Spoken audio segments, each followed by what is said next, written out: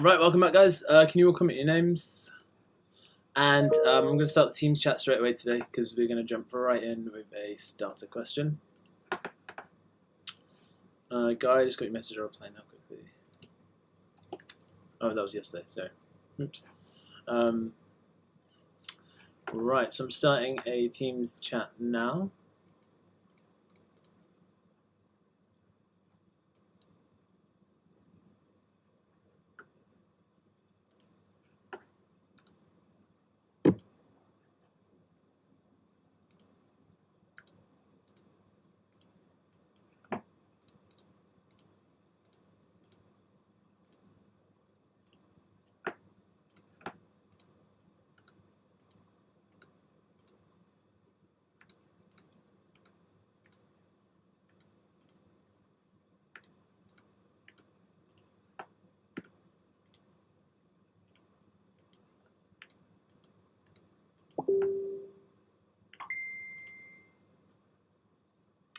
Right, should be everybody invited. Cool, right, I'm going to do the register, so it's a bit of a beginning to say. I'll do the register and then we'll get started on this question. So, alright, we've got Jay. Yep, we've got Scott. We've got Lucy. We've got George. We've got Billy. Yep. We've got Chloe and Guy and Becky and Jake and Danny and Nuala and Harry, Callum, Elliot, Louis, and Ollie. So we're missing Tristan and Kieran from what I can see. All right, you guys then. If you get started on this one, I'm going to give you 6 minutes for this one. It is a bit of a big question. So I want you to sketch both those equations on the same set of axes, and then I want you to solve them like we were doing at the end of last lecture. So 6 minutes starts now. If you need any help, comment on YouTube or on the Teams chat. And I would like to see every single one of you send a photo of your working. So when the time is up, no matter how far you've got, take a picture, upload it. Every single one of you. Don't worry about being wrong. We're all wrong at some point. Just so I can see how much each of you understand on this topic. So every one of you, picture in.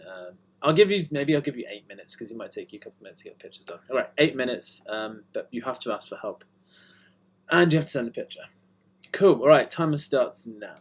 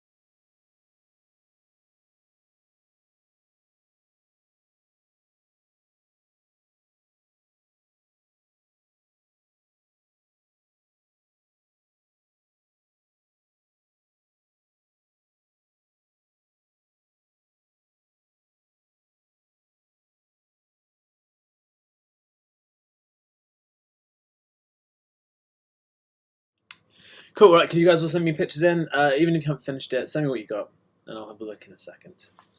Right, so, oh, we got some lovely sketches coming in. Becky, that one just popped up, that's brilliant. Really good there. Actually, all 4 of you have done a really good job of the sketch so far. All 5 of you, Brill, keep them coming, guys. Excellent. So we'll do some axes here. I'll start with the easier of the two, which is the x squared minus 6. So if I do that in red, x squared take 6 is going to be a graph like that going through at minus 6. Because it's got the modulus sign, we're going to reflect the bit under the y-axis up.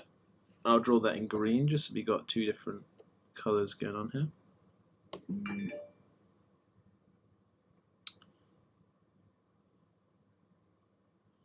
So we end up with this going through 6 here. And the roots either side are going to be root 6 on either bit. Okay, so next bit is the other graph. So we could complete the square on this, or we could just use a quadratic equation to find the roots. So I'm going to use a calculator to solve the quadratic. So we got x squared minus 6 plus 8. This gives us a root at 4 and a root at 2. So I think it's going to be 2 for that. Let me just check that. So what's square root of 6 again? 2.4, yeah, cool. So this one would be, I'll draw it in yellow, this one would be the quadratic going through there. And this one crosses at 8, which is going to be quite important as well. Okay, now remember to reflect with the modulus on each x. We're going to get rid of any negative x values. So in this case, it's just the bit going up there. I've lost a bit of room there. The bit going up to the left. We're going to reflect the whole thing. So it comes back down. No, I've not done a great job of this sketch, let's be honest. Let's just redo the whole thing. A bit more space. So we had one that looked like this.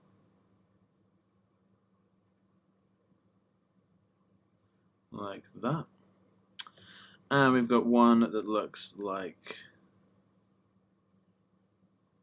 Nope, let's do that again. One that comes down, oh no, one that comes down from 8 through there like this, and back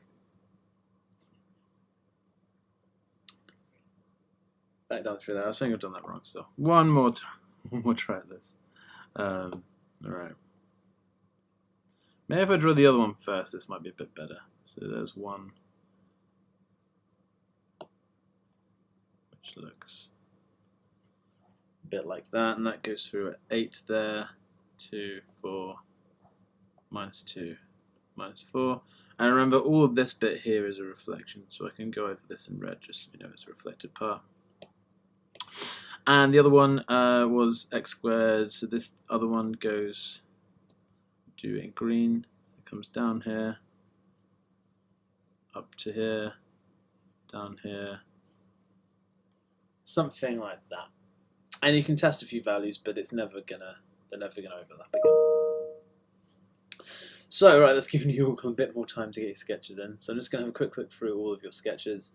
Yeah, probably should label. Oh, I didn't. Yeah, right. That should be yellow because it's been reflected. And this one goes through 6, and then root 6, and root 6 on the other side. So you always want to try and label all these key points where it crosses. Right, so Elliot, yours looks great to me. You haven't labelled the y-axis, so be careful that you might lose marks if you're not labelling y, but otherwise your sketch and everything in it's good, your features are good. George, label y as well. Becky, yeah, perfect, nothing wrong with that at all. Jake, no labels, so make sure you do some labels on that one, but your graphs are looking good. Louis, yeah, really like it. Good graph, good graph. GG, good graph. Harry looks good to me, yeah. Scott, yes, yes, good, like it. Guy, yep, nice, like the graph. Nuala, yeah, decent. Billy, yeah, like it. Chloe, excellent. Danny, excellent. Yeah, cool. Everyone, no one got that wrong at all. The couple axes, like a couple bits of laziness, but other than that, excellent. Okay, so I want to solve this. So there's two solutions. There's one solution here and one solution here. So if I label these 1 and 2, we'll have solution 1 here. Let's do that in black. Don't need black for anything else. There's solution 1. There's solution 2. All right, let's do solution 2 first. I think the 2's then neither of them really. We'll start with 1 then. Okay, so solution 1.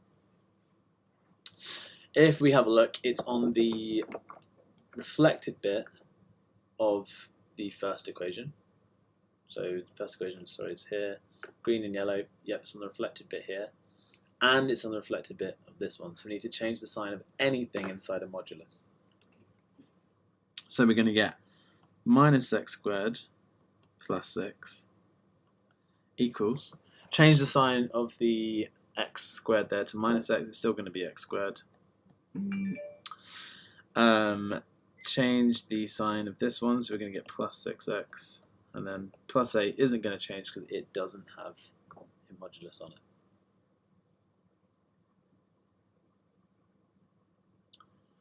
Cool.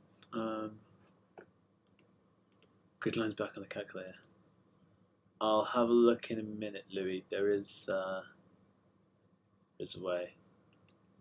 How come yours are moved? I don't know if you put the modulus in for the first one or not.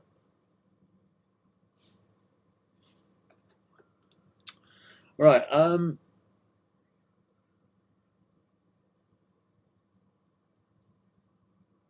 Cool. All right. So if we solve this, we're going to get actually if we. Just wondering if we should be cancelling out the x squareds here. Rather than get 2x squared. No, it's fine. Alright, so we're going to rearrange this into a new quadratic. We're looking, remember, for a root that's less than minus or more than minus 2 but still negative. So take it all on one side, so we're going to get 2x squared plus 6x plus 2 equals 0, or x squared plus 3x plus 1 equals 0. If you go onto the calculator, we're going to solve that one.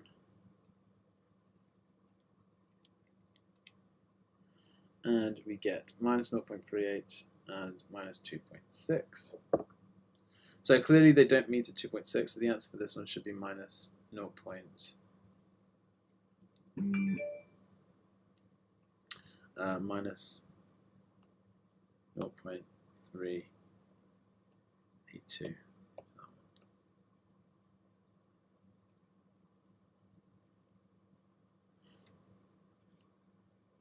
Cool. Right, the second solution. So the second one is on the original bit of the right-hand curve and on the reflected bit of the left-hand curve. So for this one, we're going to say minus x squared plus 6 equals x squared minus 6x plus 8. So we get this all on one side, so 2x squared minus 6x plus 2 equals 0. So very slight change in it there. So that will divide by 2 as well to get us x squared minus 3x plus 2 is 0. If you solve that, we're going to get 2.6 and 0.382. So because they're both symmetrical, both our solutions are symmetrical. And you can kind of see that if every single thing in this sketch is symmetrical about y equals x, So these two solutions should be symmetrical as well. Right, I'm just quickly going to whiz through, have a look at your answers, guys, for those of you who got around to doing it. Chloe, looks like you're halfway there. Can't see the rest though. Nula, yeah, nice. Good job. Guy, good job. Scott, let's check your workings. Yes, so you just need to decide which bits are real and which bits are original. So which bits are reflected, which bits are original. Yeah, looking good there, Harry. Louis. Yes, yeah, I don't think you've started solving both there though. George. Yeah, good. Alright, cool. Right, has anyone got any questions so far about that before we move on? Sorry, what's Kieran saying? Okay, getting test back. Should be Monday. I'm still waiting on a few of you. You're talking about the stats one, the stats mechanics ones. Most of you have done it and have got those. I'm going to start marking it tomorrow. I'm still waiting on a couple though, so make sure if you haven't sent me the stats mechanics mock, get that done. Thank you for those of you who need to do retakes. They'll be back with you on Monday as well. But yeah, I'm still waiting on some stats mechanics papers. Right, and yeah, so has anyone got any questions about how we solve these equations? So remember, we're looking at the real or reflected bits. If they're original, keep it as it is. If they're reflected, you change the signs of all the x's that are in, all the bits that are inside a modulus sign. The reason we didn't change the sign of this one, minus x squared becomes x squared anyway. Cool, all right, so I'm going to try one more like this, and then we're going to move on to what we're doing today, which is range domain inverse and composite functions using second year functions. So I'd like you guys to have a think about this one. It's a 10-mark question. I'll give you guys 10 minutes to it. It's a little bit tricky, but you should be able to do it. So it's kind of using what we've done with moduluses, but transformations as well. So 10 minutes on the timer, which is starting now.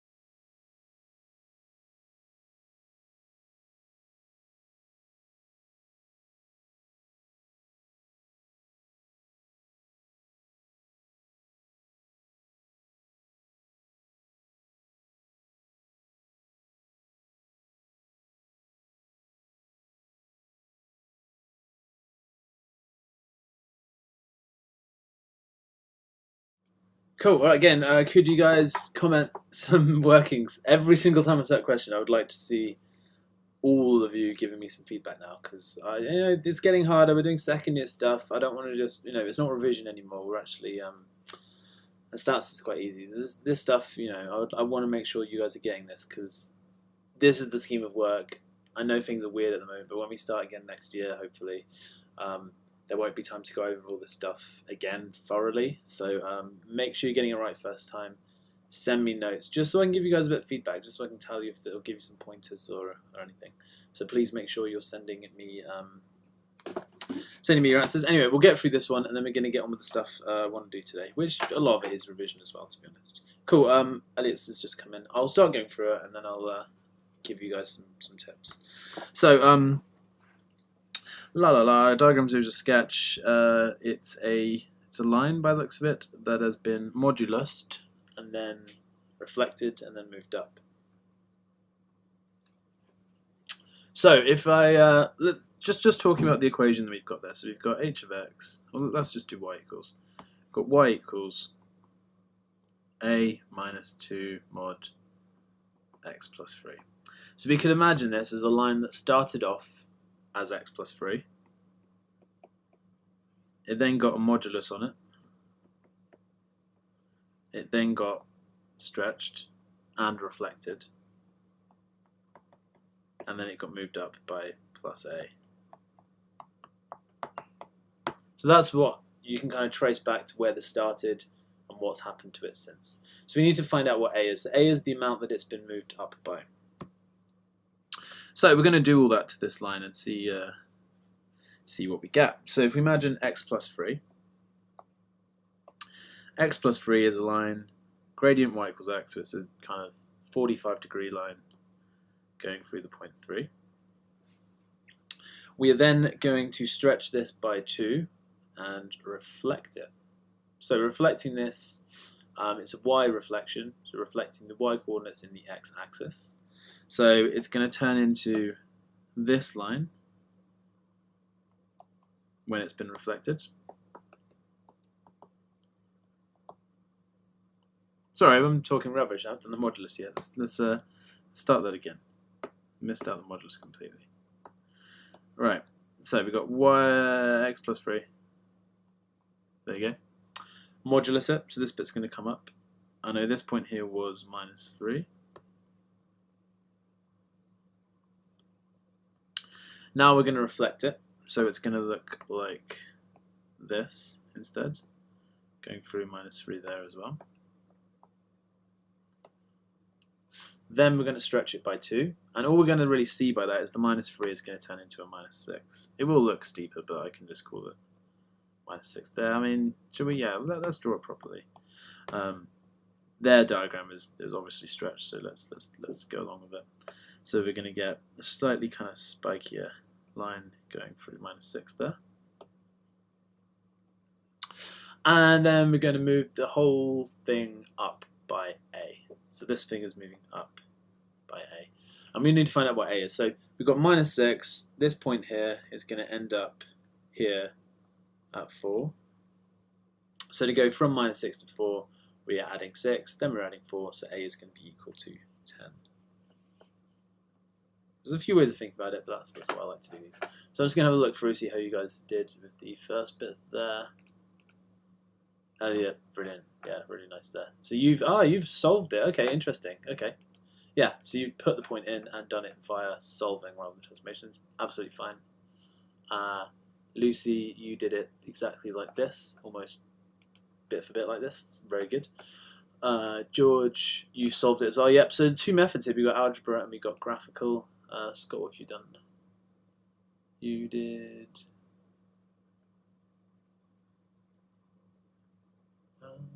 how did you go about it?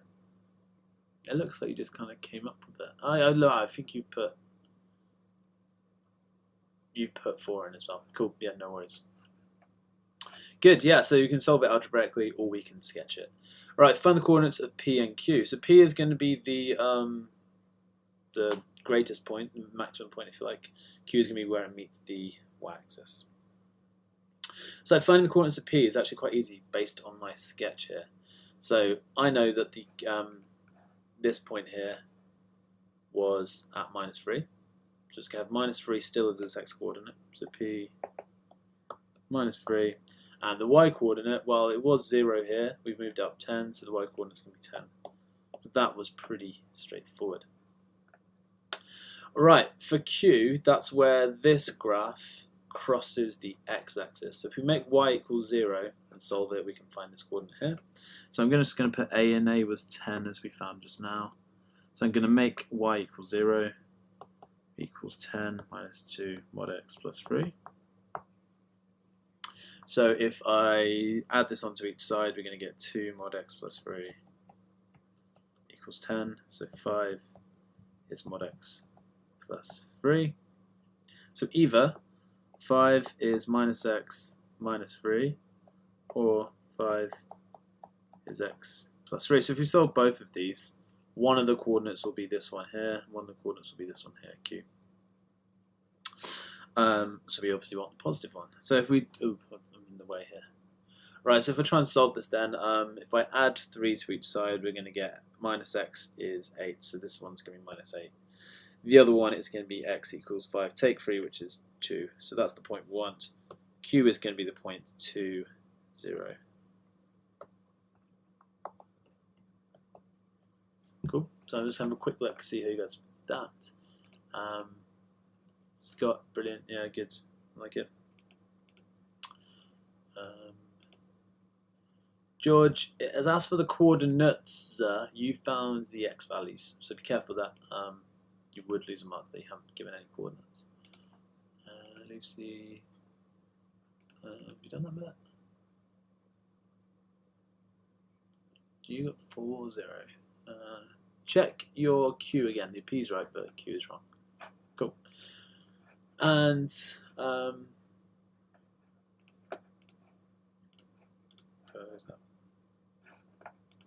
last bit, solve h of x equals that. Okay, so we're going to now we're solving this equation. So if I'm just going to add all the detail to this sketch because I think some of this might be useful in a minute. So that was minus 8, that was 2, that was minus 3, 10 there. So we want to solve the original function equals this new function. So the original function 10, let's rewrite it up, just put it up here. We're trying to solve this equals third x plus 6. So I'm going to add a third x plus 6 to my sketch. So it's a positive gradient line, not very steep, and it's going to go through at 6. So it's going to cross here. Not a very steep line, as I said. Make that 6 there. So it looks like we're going to get 2 solutions. One solution here, one solution here. So those should be either side of minus 3 and both negative. So if I label them solution 1 and solution 2. Solution 1 is a reflected bit of this one, and the other one isn't modular, so the other one's just going to be as it was. So I'm going to say your third x plus 6 equals 10 minus 2 reflections to change my signs. So it's going to be minus x minus 3. And then we're going to solve this. So third x equals 4 plus 2x plus 6. So minus 10 equals 2x plus a third x. So minus 10 equals what would be 6, 7 over 3x. So minus 30 over 7 is x. So that's my first solution there. Minus 30 over 7 is just above 4. Which is minus 4.29.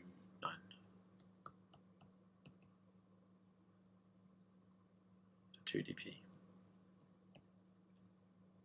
Okay, second solution, solution 2. A little bit easier. So we're just going to do 10 minus 2x minus 6 is a third x plus 6. You can just about see that there. So we're going to get minus 2 equals 7 over 3x. So you get minus 6 over 7 equals x, which is minus 0.86 to 2dp. Cool. All right, anyone got any questions? I'm just going to have a quick look through your answers.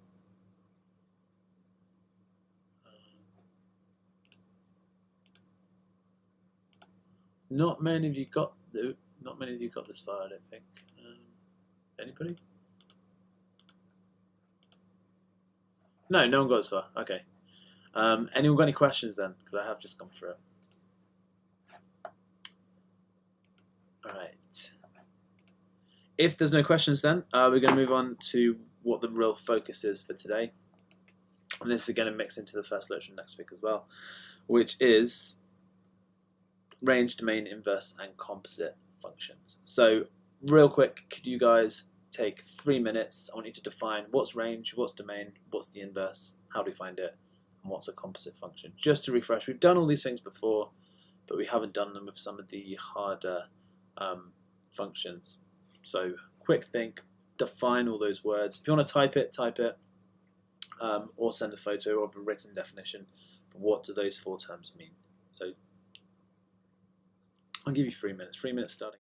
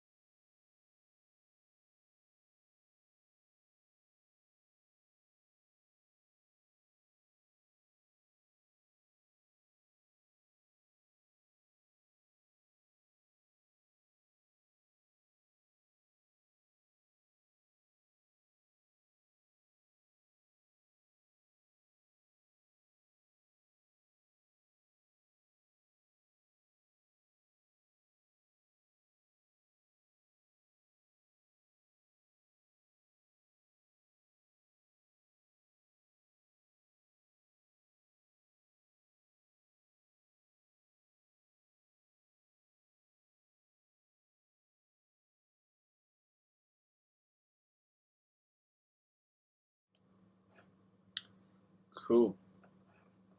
Right, I can't. Oh, wait, what's X equals? Oh, I didn't see those comments on here. How is it? Oh no, sorry guys. Let me go back to that last slide. I didn't see those comments there.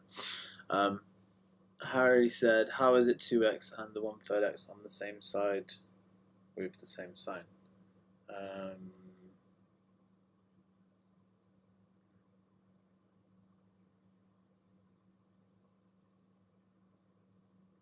Oops, if I made a mistake, I might have made a mistake. Yeah, looks like I have, haven't I?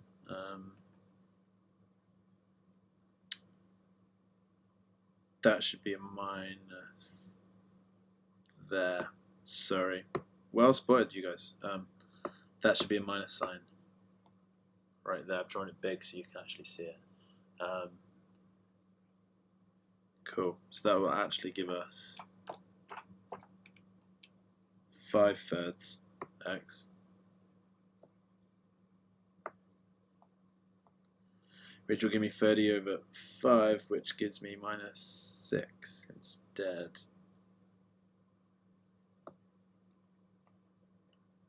Is that what you guys got?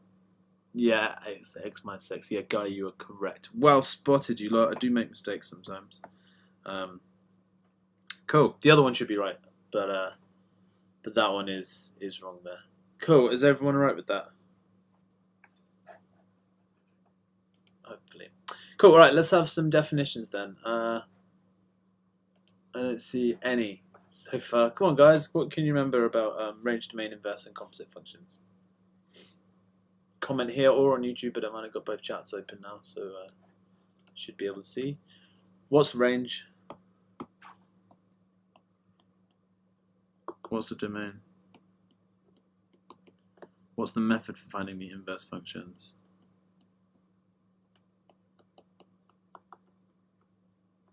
And what's the method for composite functions?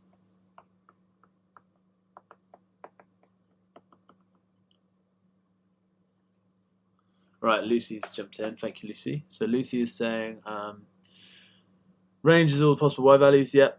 Domain is all the possible x values. Yeah. Inverse is the reverse of a function. Yep. How do you find it though? And a composite function applied to another function. Yes, but how do you find it? So I'll put the definitions down for range and domain. Range is the y values allowed by a function. Missed out a point though. The range depends on the domain. So because y is the dependent variable. So y values allowed by a function given a set domain. So your range depends on your domain. And the domain is the x values allowed by a function. And you decide what they are. Yeah, you decide which x values you're going to allow. You can restrict the domain in order to restrict the range, and there will be some x values that just don't work in the function. Cool. Right, inverse then. So I'm still waiting, guys. I've only got one person replying. You must be able to remember inverse. So if you've got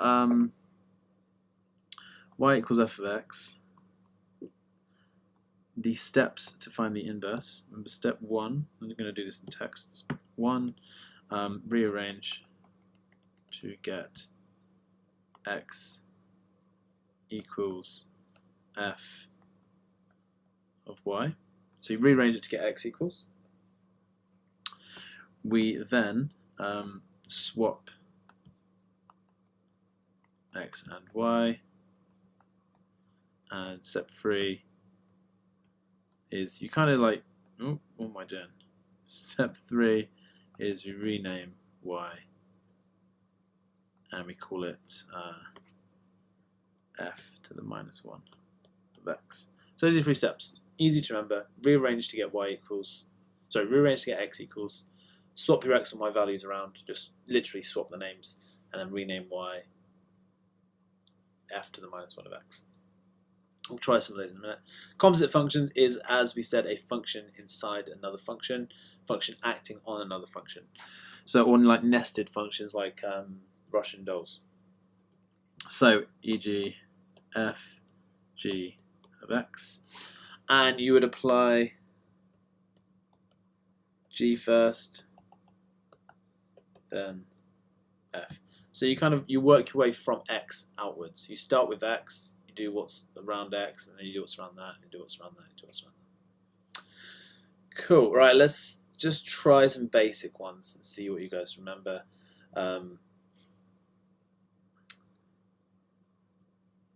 Cool. Right. First of all, then we're going to start with this question from just now. So I'm going to delete half the question.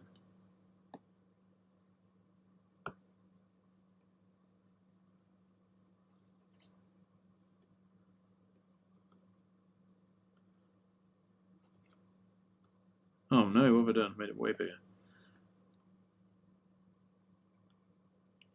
And we know point P was 10. Okay, and I'm going to say x is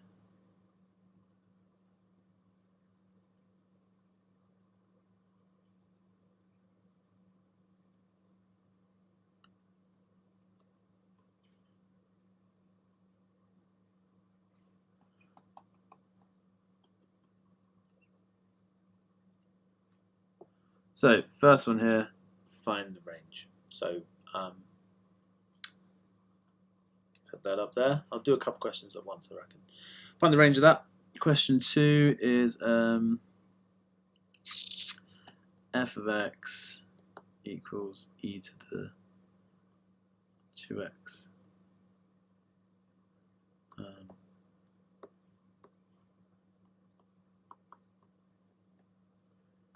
G of x equals sine of x. Find f of g of x, and then find g of f.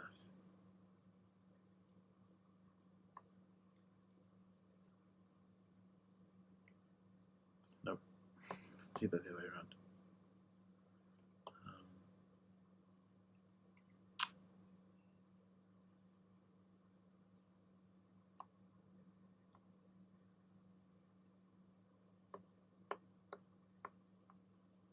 Trying to think what's going to work here, f of g of x, and then find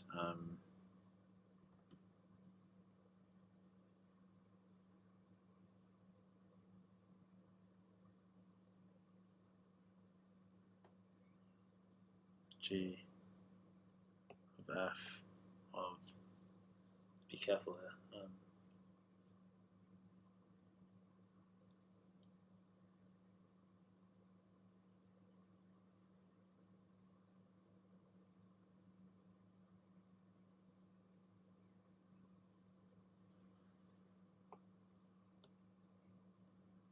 might stop putting up more.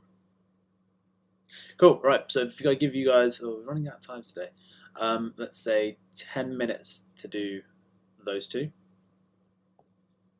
10 minutes can start now. Please comment your answers and comment if you need any help as well. So time starts now.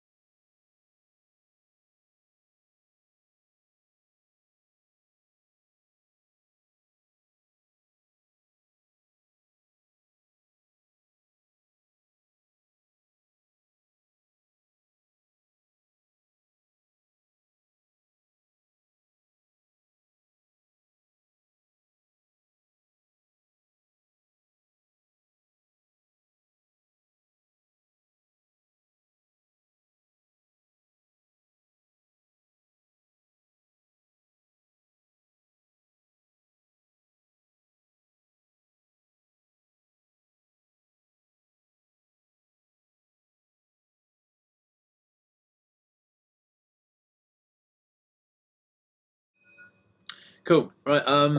So I got George and Lucy. So as far as I know, there's only 2 of you in this lecture. So can we have some more feedback, please, guys?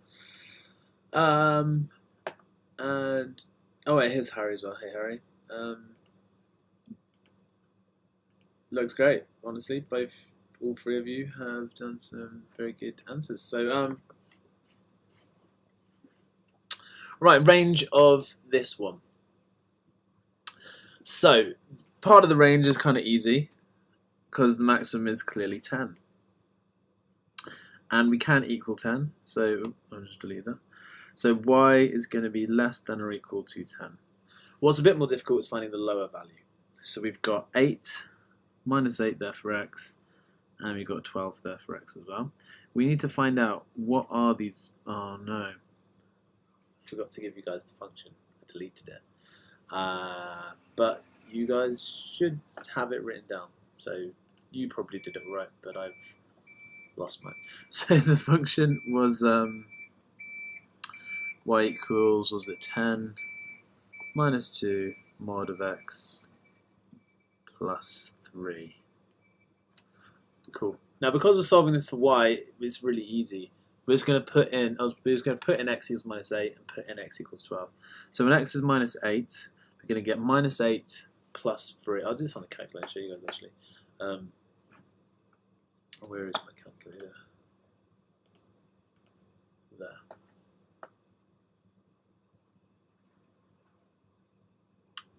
There we go.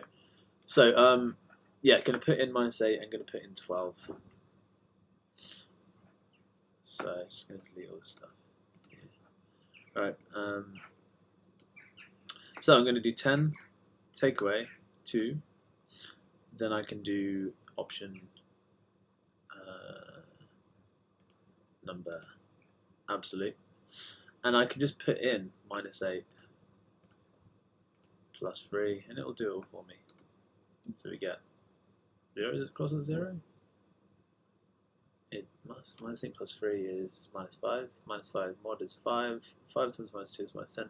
Okay, so that point there is actually 0, which you hopefully remembered from just now anyway. I didn't. So there's minus 8. And then we'll try 12, so I'm going to put 12 back in. So we'll scroll back up. Let's put in 12. So 12 plus 3 is positive anyway. I'm going to get minus 20. So my minimum value is minus 20. Now, because it's less than and not less than or equal to, we need to have a less than there. So it must be more than minus 20, less than or equal to 10. That is my range for this one. So I'm just going to have a quick look through your workings, guys. Lucy, you've done the top bit, but you haven't done the negative bits. Because of my domain, you have to check the range. Who else we got? George. George, yours is good, but you've got an equal sign there, so you would have lost a mark there for not spotting. It's got to be less than or equal to minus 20. Harry, you've got it. Yeah, you spotted it. Well done, Harry. Harry's the first one to get full marks for that. Jake, yeah, well done as well. Good job. Louis.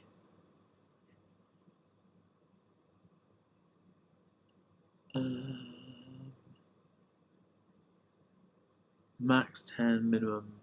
You lost a minus sign there, and you need to put it all together in terms of the ratio. You wouldn't actually get. You might get 1 method mark for that, but you've lost a few there for not laying it out properly. Elliot, spot on, brilliant, really good. Chloe, excellent. Yeah, I love the crossed out bit there, good. And Jay, you got the upper bit, but you haven't got the lower bit, so you would lose marks there. Same for you, Billy. And Jay, you've not got an equal sign on yours, so be careful with that one, Jay. Scott, yes, but you've got equals 20, which is not allowed to be because it's got to be more than minus 20 there. Guy, yeah, you wouldn't get any marks for that. You got less than 10, it needs to be less than or equal to 10 and more than or equal to 20. So you got to check the other bits as well. Okay, I'm just going to get YouTube back so I can see. Yeah, okay. All right, second question then. Find these composite functions. So if I get rid of the first bit, it's got a bit more room.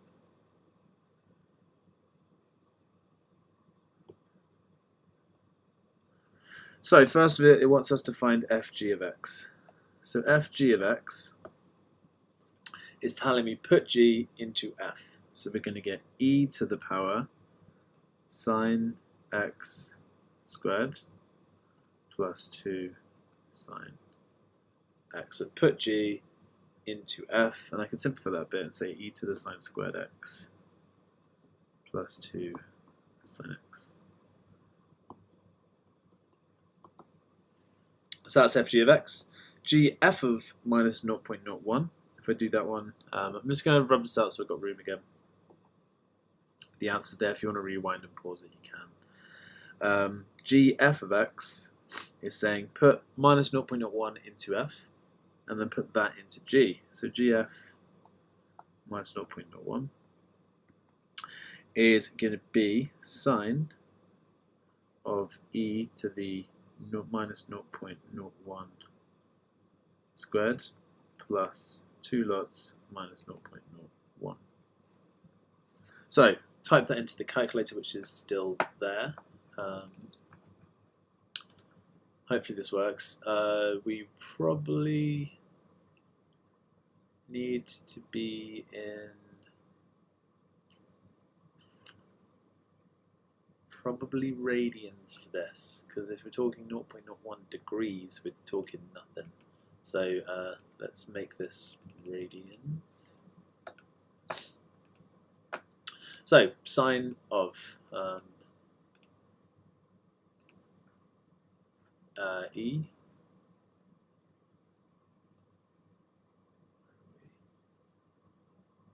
e to the power brackets minus 0.01 all squared plus 2 brackets minus 0.01 brackets brackets equals minus 0.83. That's different to what you guys got, isn't it? You guys might have done it in degrees. I'll try the same thing in degrees as well, although 0.01 degrees is highly unlikely, I would say.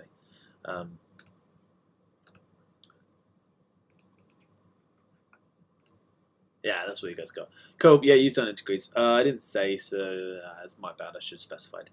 But yeah, minus 0.01. Very small numbers are normally radians. Very big numbers are normally degrees. Cool. All right. So we're going to move on and try some inverse questions quickly. We might need to come back to this next lecture because we've got through most of the content, but I wouldn't mind a little bit more practice. So, all right. I'd like you guys to try this one. So we got 4, 5, 6, 7, 9 mark. Oh, okay. What have I got next after that? Quite a few. All right, I want you guys to start with this first bit. So for today, I'm going to give you 5 minutes to do part 1.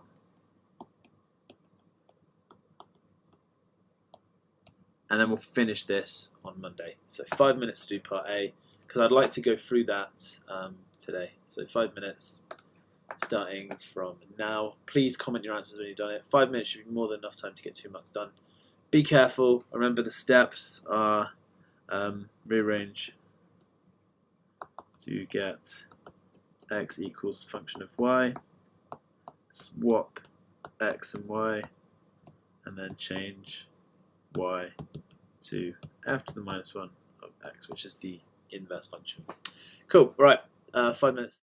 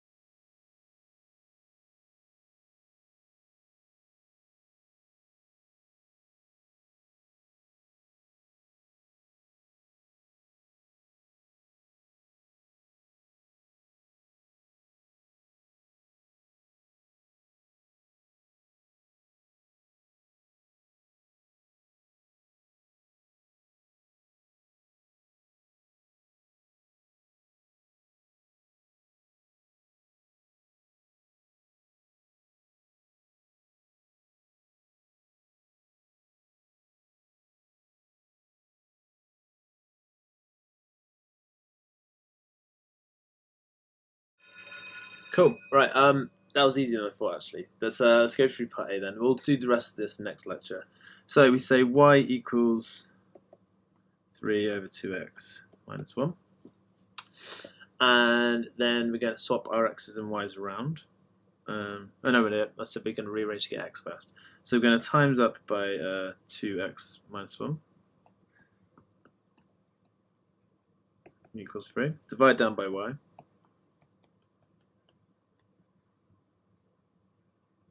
Alright, we're not even doing that, we're just... I've got the wrong one, we're doing f to the minus 1 of x, aren't we? So y equals 4x minus 1 plus 4 plus 1 to it, y plus 1 equals 4x. Divided by 4, y plus 1 over 4 equals x. So inverse x plus 1 over 4. That was really easy. It's not what I kind of was thinking of there. Right, right, one that I would like to do quickly. So we'll come back to this question next lecture. We've got 5 minutes left now. I just want to show you guys a harder one today, and then we'll do some more practice on this next lecture. If you've got something, so ignore this question for now. I will come back to this one. I'll write that on it. Starter 1, 1. Wait. Oh, I've written the wrong thing. Starter 1, right. Okay, if I get rid of all this quickly, can I just clear all? Cool. All right. If we had something like y equals 2x over 3x plus 2, or f of x even. Something like that is slightly harder to find the inverse of. So the way we do this one, same kind of idea, but the algebra is slightly harder. So if I say y equals 2x over 3x plus 2, we need to rearrange this to get x equals, but the problem is we've got 2 lots of x. The way you rearrange something like this is we kind of times, expand, and factorize. So if you watch the steps here, so I'm going to times up 3x plus 2 by y. So I'm going to get 3x plus 2 times y is 2x.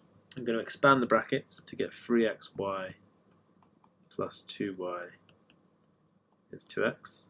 I'm going to get all the x's on one side, so I'm going to have 2y is 2x minus 3xy. Now I'm going to factorize the x's out of that bit there, and this is the key bit. 2y is x to take 3y. Now I can divide down by that bracket to get x equals 2y over 2 minus 3y. Now we've got the inverse. The inverse of x is 2x over 2 minus 3x. So for a function like this, that's how you would go about finding the inverse. You've got to work your way through, multiply it out, expand the brackets, get all the x's on one side, factorize, and then rearrange.